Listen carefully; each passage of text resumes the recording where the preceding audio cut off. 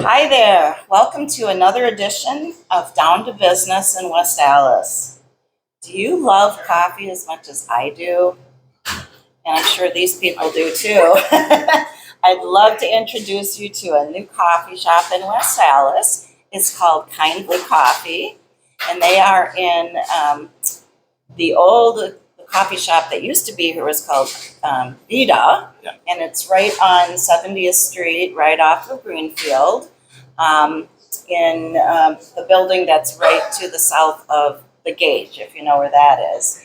And they just opened on Saturday, and I'd like to introduce you to Sydney and Dewan, who are the owners of this cute little coffee shop. And I'm gonna later when we're done with the interview, I'll go around and just kind of show you what it looks like and what they have here, so you can take a look at it. So tell me where you guys are originally from, if you grew up in this area or.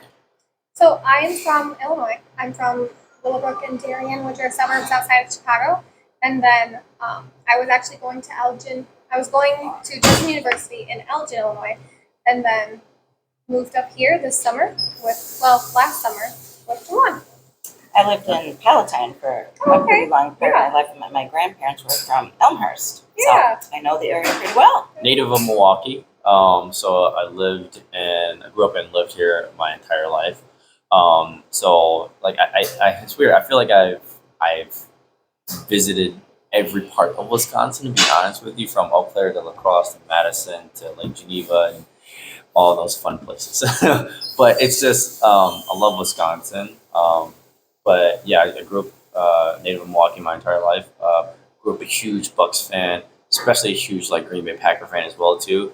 And Well, you have a lot in common with my husband. I know, Same right? thing. I can't wait to meet him then. So I feel kind of connected to, Yeah. to Wisconsin myself. So you have almost like Bears versus Packers, but we don't have to Oh, talk I about that. Yeah. Yeah, But and now the she fact loves that I cheese. lived in Illinois for a while, Yeah. I used to be Yeah. a Bears fan too, and Yeah. we lived in Minnesota, so Yeah. Oh, God. so we get the Vikings into the mix too. But anyway, She's converted now, so it's okay. She loves Green Bay Packers and cheese. great. Well, Yeah. you gotta love it. And how about beer? I like Coffee's wine. one thing. But I like wine. me too. I'm Yeah. more of a wine. I'm more of I a want wine to lover. start So like a wine channel that would. where I review wine all the TikTok. Well, wines. you could always sell wine here too. Coffee and wine go together, right?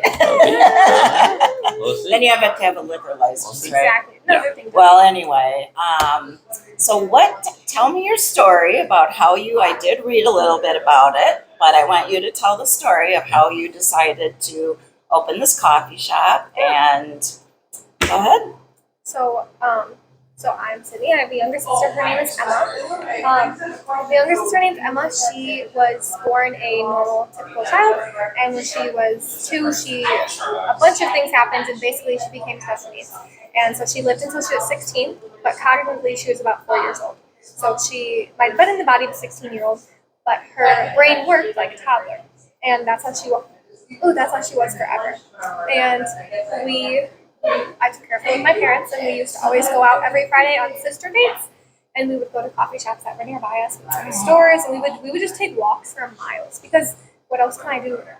What else could I do with her so that she could still have fun and still experience the world while she's in a wheelchair and other things like that. So the one thing I could always do, and that she loved, is we would always go to coffee shops. And her wheelchair had a little tray table, so I would give her like a coloring book and some crayons while I'd be doing homework, so she could be doing homework. What a and nice that's- sister.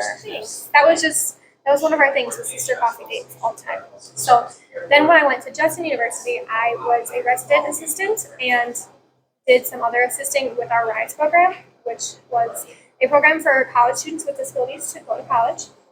They had their own classes, and they also audited their other traditional classes.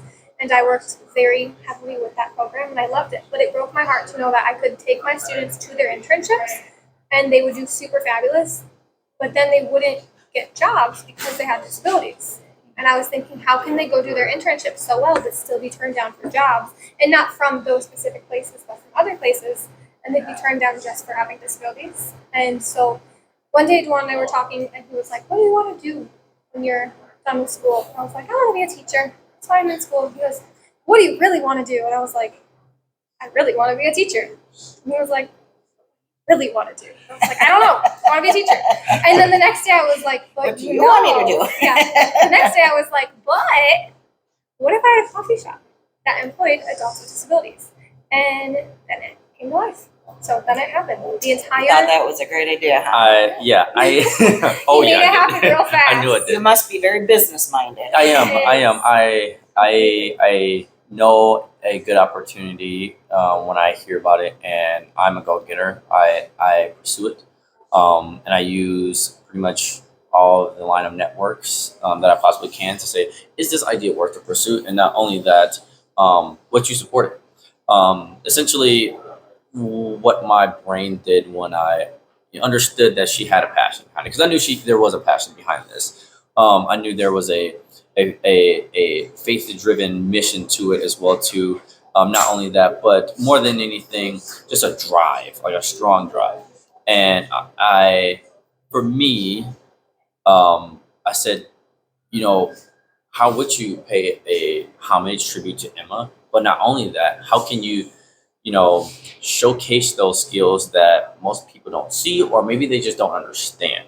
So, when she said a coffee shop that specifically employs adults with disabilities, I was like, that's a great idea, because one, when you think about the fundamentals of making coffee, to whether it's putting the milk into the container, to the steaming it, and how you specifically supposed to steam it, to how you're pouring the shot to dialing in and things like that. Those are skills that maybe to a barista you can easily pick up, but those are skills that could be showcased in a variety of other ways and a variety of other jobs. Right. So Right. I said that will be the thing that really allows people to understand that, hey, it's complex to some, but they understand it, and they can Yeah, grasp it's it not so